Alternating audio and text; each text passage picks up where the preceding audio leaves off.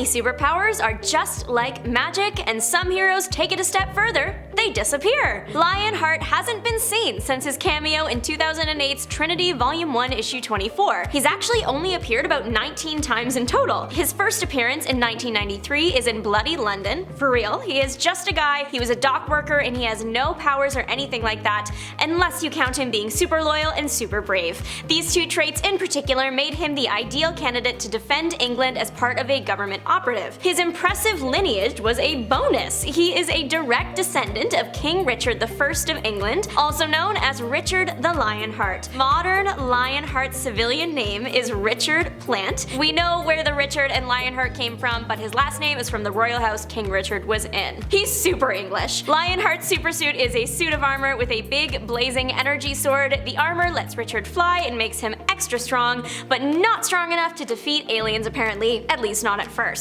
Joining up with the Justice League, they fought a bunch of alien parasites that were making London's rivers run red. This entire plot was called Bloodlines, and it will come back. Lionheart did get bitten by an alien, tragic, but he lived and continued to fight another day, still teaming up with the Justice League in the future. During the whole Bloodlines thing, most people who survived alien bites got powers, but it doesn't look like that happened to Lionheart. Did you know that being annoying is not only a talent, but also a superpower? The Heckler is the best at it. His special power is the ability to annoy anybody, which is true. It's annoying how he randomly appears and then disappears forever. His last appearance was more recent. He was in the 2021 series One Star Squadron. It was only about 6 issues, but it was a lot of fun. The Heckler is part of a team of heroes who could make these lists. They are basically on-call superheroes. You use their on-demand hero app to order. The Heckler is just funny. Everything about him. His creator, Keith Giffen, created him in the first place because he wanted to work with Bugs Bunny, but felt that it wouldn't be approved, so he made a superhero Bugs Bunny. Like Bugs, the Heckler essentially makes his opponents destroy themselves through smart-mouthed comments and pointed insults. In issue 3 of his 6-issue series,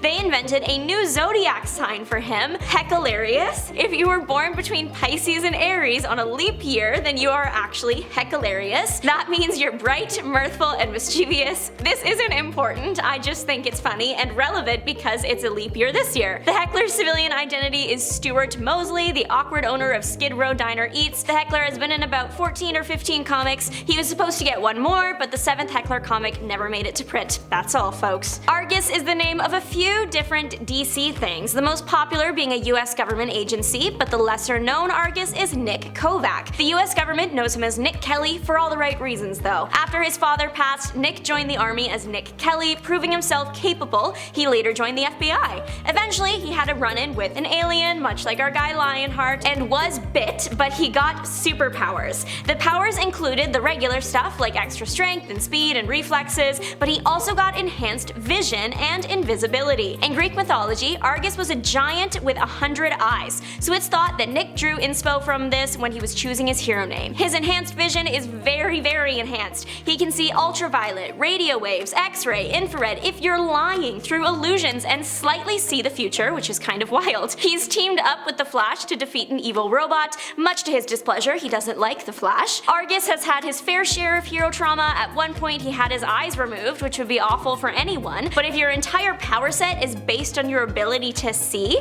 that's extra not good. He did get them back though. The last time we saw Argus was in the 2009's Faces of Evil, Prometheus 1, and he was in a team of 3. Fortunately, our guy survived, but one team member didn't, and he hasn't been seen since. Yet another victim of the alien snacking habits is Joe Public. He was a regular Gotham City gym teacher who deeply cared for his students and wanted to see them succeed. When one of his students passed due to a bad, colorful set of pills, he decided to track down the dealer. He knew it was someone called Happy Jack, and the good news is, so did Batman. During the hunt is when Joe and Happy Jack were attacked by the hungry alien. Joe survived, Jack didn't. His power was the ability to absorb the strength and energy of what's around him, but he has to stay near the person or he will lose the power. Him and Batman defeated the alien that bit Joe, and Joe fully stepped into a life of heroics after. He continued to partner with Batman on occasion, one time taking down Corrosive Man. Joe Hero, to my understanding, is just Joe. He is face out, only sunglasses for his eyes, real name is his super name, which is rare. In 1996 is his last appearance and mention. He appears as a hallucination in Batman Shadow of the Bat issue 50, and then in issue 53 he is mentioned by another character to be a friendly vigilante,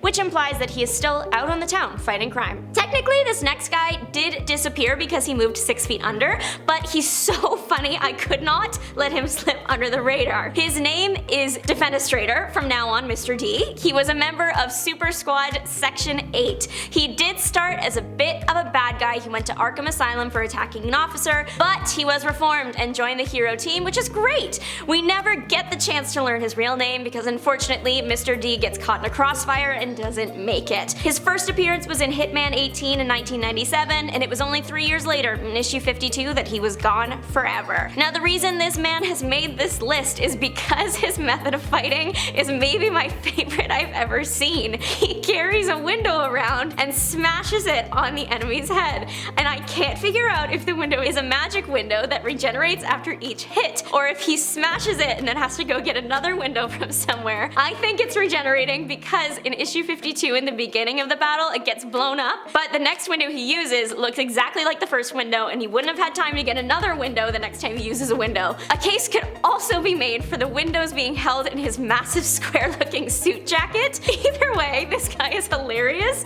and I hope he gets revived. Winona Littlebird, better known as Owlwoman, has been MIA since her appearance in 2006's Infinite Crisis 7. Fitting, honestly, considering she debuted in the 1986 comic Crisis on Infinite Earths 12. Went in with an Infinite Crisis, went out with an Infinite Crisis. So while I would like to see her again, it's kind of a full circle moment. She is a Native American hero. Her powers include heightened senses, and like an owl, she can see in the dark. She can fly using wind currents and later received some claws. Owlwoman was part of the Global Guardians, fighting alongside members of the Justice League until the team disbanded due to a lack of funding. Unfortunately, though she started out as a hero, she got brainwashed after the Guardians ended by someone named Queen Bee. Queen Bee was the one who gave her the claws, and her plan was to take over the world. Original. Eventually, the brainwashing was reversed, and Owlwoman went on to fighting crime again, even teaming up with Wonder Woman. I love this next kid because there are too many examples of heroes applying for a super squad and then not getting in, and then turning into a villain because their feelings got hurt. But Color Kid, he took rejection like a champ, and he didn't let that stop him from continuing to be a hero. He started out as a lab assistant, just a regular kid, and then was struck by a multicolored light beam from another dimension,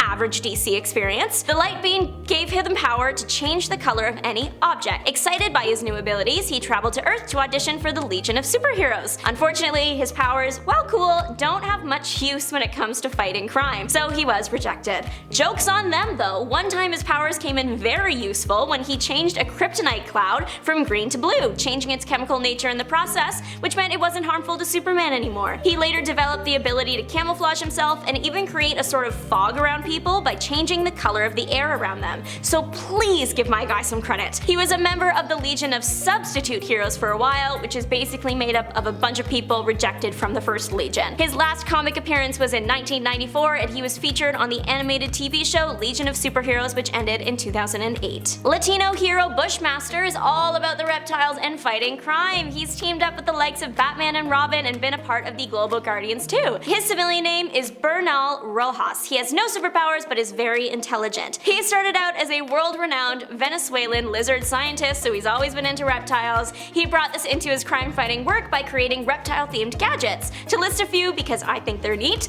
chameleonic camouflage, terrapin shell, and flying lizard wings, and more. During his time on the Global Guardians, he was also brainwashed, sad, but it's only a few battles later that he's back to himself. The really sad part is once he and the other Guardians parted ways, they are attacked and he doesn't make it. How could they do this to my guy? It happened in 1994's Justice League Quarterly issue 17. He was around about 8 years before his departure, debuting in 1987's Infinity Inc. 34. There may even be a second Bushmaster somewhere out there. In Final Crisis, a new guy is seen in the outfit running around, but we don't know anything anything about him, so keep an eye out for Bushmaster Part 2. Crimson Fox is pretty unique. There have been 3 people to take up the name, and yet only 2 versions of the hero. The original first Crimson Fox was a pair of twins, Vivian and Constance. Their parents were killed by a pharmaceutical company. Vowing revenge, the sisters started a rival company and became the Crimson Fox. There was one problem: their company did so well, it put the other one out of business, meaning the sisters were now very public figures. They didn't want it to seem odd if a public figure disappeared every time a hero appeared, so they decided to fake one twin's death so they could be CEO while the other fights. The sisters drew straws to see who would have to fake their death, which is just something that I can see sisters doing. Their main power was pheromone control. They debuted in Justice League Europe in 1989, joining the Justice League of Europe. Unfortunately, Vivian passed while on a mission in 1995, and Constance followed in 1998. Years later, in 2006, another Crimson Fox appears and claims to have inherited the twins' fortune. We just don't know how. She's got all the abilities that the twins had, and she's doing it basically how the twins did, so I say we let her keep going. Online, it lists her final appearance as Checkmate Volume 2, Issue 31, but in the comics, she's seen getting back up after the fight in there, so where did you go, girl? Crimson Fox has also been in 2 TV shows. The first was in the animated show Justice League Unlimited in 2006, and the next was in the 2017 live-action show Powerless. Powerless would have been the last time a version of Crimson Fox was seen. A son of Superman and Wonder Woman is a big deal, so where did he go? Jonathan Kent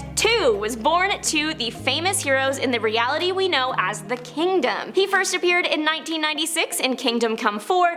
It's important to say that there are other Jonathan Kents. They are Superman's kids, but with other people in other universes, but this ain't about them. Today's Jonathan has got his parents' powers plus some bonus features. He can travel through time and between dimensions. The hyper-time time manipulation is where he took the inspiration for his name, Hyperman. He seems like he would be a big deal, but he's only had about 5 appearances. That could have something to do with his life story. He was kidnapped as a child from his reality and brought to the main reality by a villain wanting to destroy Superman. His parents and Batman eventually rescued the baby, but he disappeared. Turns out the evil guy had reached hyper time on his way there, so Jonathan slipped back in where he was watched by himself, an older version of himself, the guardian of hyper time. When everything settled, the baby was returned to his parents so he could grow up to be the guardian hero in the future. That was in Justice Society of America Volume 3, Issue 22 in 2009, and that's all for him, I guess. Thanks so much for not disappearing, everyone. Don't forget to like, subscribe, and make your mark on the comment section down below. Let me know your favorite hero you want to see again, or maybe one you could erase if you could. This is Juliana signing off. See you later.